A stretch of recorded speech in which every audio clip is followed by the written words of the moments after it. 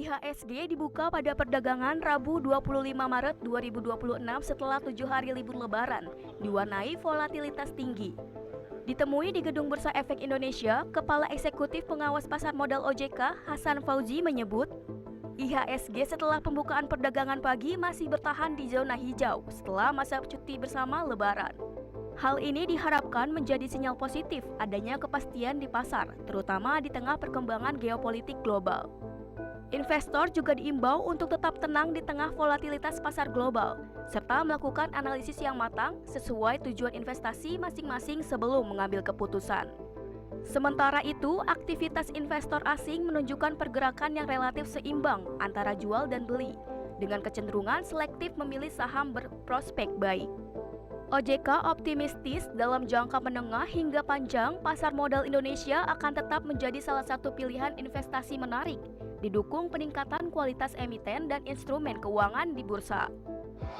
Dan tentu dalam kondisi volatilitas tinggi yang saya kira tidak unik di pasar saham Indonesia, tapi juga terjadi di hampir seluruh pasar saham regional dan global, maka tentu investor kita harapkan tetap tenang, kemudian mencermati setiap perkembangan, melakukan perhitungan, dan menyelaraskan dengan tujuan dan motif investasi masing-masing yang memang bisa jadi satu dengan yang lain berbeda, sebelum kemudian mengambil keputusan investasi terbaiknya.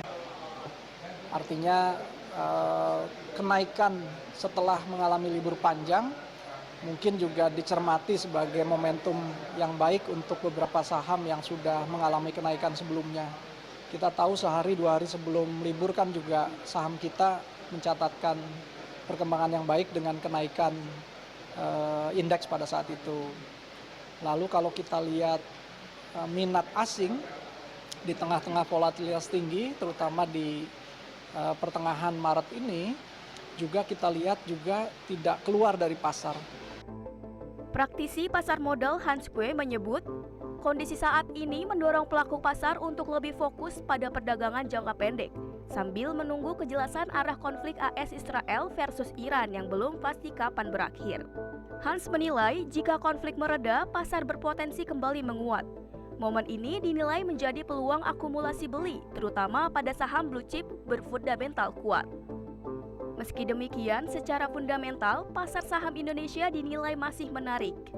Setelah terkoreksi sejak awal tahun, respon otoritas seperti OJK dinilai cukup solid, sehingga potensi penurunan status ke frontier market dinilai kecil. Jadi sebenarnya eskalasinya ini belum terlalu pasti kapan berakhir. Oleh karena itu memang pelaku pasar kita masih dalam periode transaksi jangka pendek gitu. Biarpun sebenarnya kalau kita lihat, kita ini memang udah terkoreksi dari Januari ya. Waktu itu MSCI memberikan semacam ancaman ya, menurunkan pasar kita ke frontier market.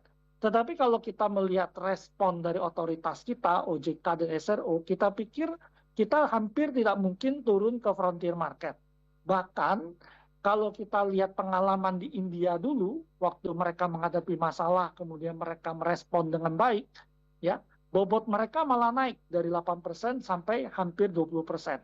Artinya bobot Indonesia ini kalau tidak ada faktor perang, dengan respon yang baik dari OJK dan otoritas kita, harusnya ke depan Indonesia bisa mendapatkan kenaikan bobot dari MSCI. Jadi kalau kita lihat perang ini jangka pendek, ya kita cukup yakin bahwa perang ini jangka pendek dan tidak akan terjadi perang dunia, gitu ya. Harusnya periode yang bagus untuk akumulasi, gitu ya, di saham-saham yang terutama blue chip ya, yang berfundamental kuat.